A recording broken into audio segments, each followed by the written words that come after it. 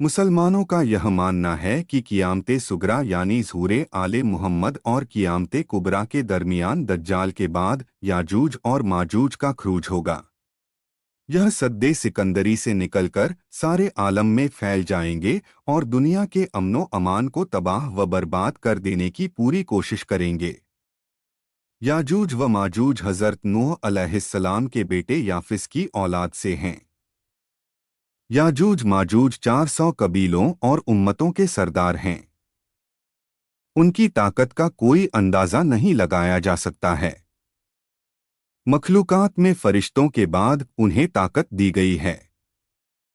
याजूज माजूज में कोई भी ऐसा नहीं है जिसके 1000 औलाद न हो, यानी वह उस वक्त तक नहीं मरते जब तक 1000 औलाद पैदा न कर लें।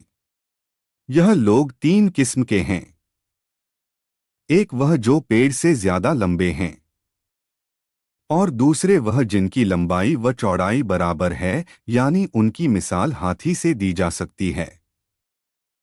तीसरे वह जो अपना एक कान बिछाते व दूसरा उड़ते हैं। उनके सामने लोहा, पत्थर और पहाड़ तो कोई चीज ही नहीं है।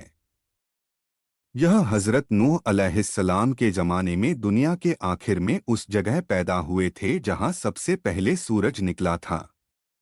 जमाना ए फतरत से पहले यह लोग अपनी जगह से निकलते थे और अपने करीब की सारी दुनिया को खा पी जाते थे, यानी जानवर, इंसान, खेती बाड़ी, घर, तालाब, नदी, पेड़ पौधे जो भी सामने आ जाता था सबको खा पी जाते थे। वहां के लोग उनसे बहुत तंग थे। ज़मान ए फतरत में हज़रत ईसा अलैहिस्सलाम के बाद जब जुल्करनैन उस जगह पहुँचे और उन्हें वहाँ का वाक़िया मालूम हुआ और वहाँ की मखलूक ने उनसे अर्ज़ किया कि हमें इस मुसीबत याजूज माजूज से बचाइए, तो उन्होंने 2 पहाड़ों के उस दरमियानी रास्ते को जिससे वह आते जाते थे अल्लाह के हुक्म से लोहे की दीवार से बंद कर दिया था। यह दीवार 200 गज ऊंची और 50 या 60 गज चौड़ी है।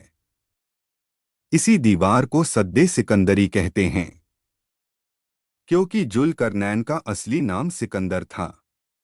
सद्दे सिकंदरी के बन जाने के बाद याजूज माजूज की खुराक फिर सांप करार दी गई जो आसमान से बरसते हैं। यह कौम इमाम अलैहिस्सलाम के ज़हूर तक वहीं पर बंद रहेगी। वह लोग पूरी रात सद्दे सिकंदरी दीवार को चाट कर काटते हैं। जब सुबह होती है और उनके जिस्मों पर धूप लगती है तो वह हट जाते हैं। फिर दूसरी रात जाते हैं और देखते हैं कि कटी हुई दीवार पूरी हो जाती है और वह फिर उसे काटने में लग जाते हैं।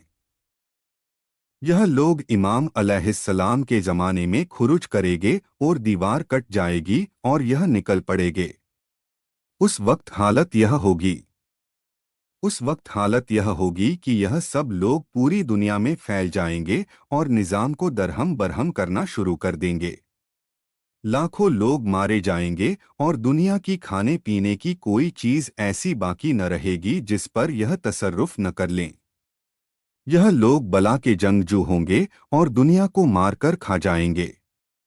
यह लोग आसमान पर तीर फेंककर आसमानी मखलूक को मारने का हौसला करेंगे।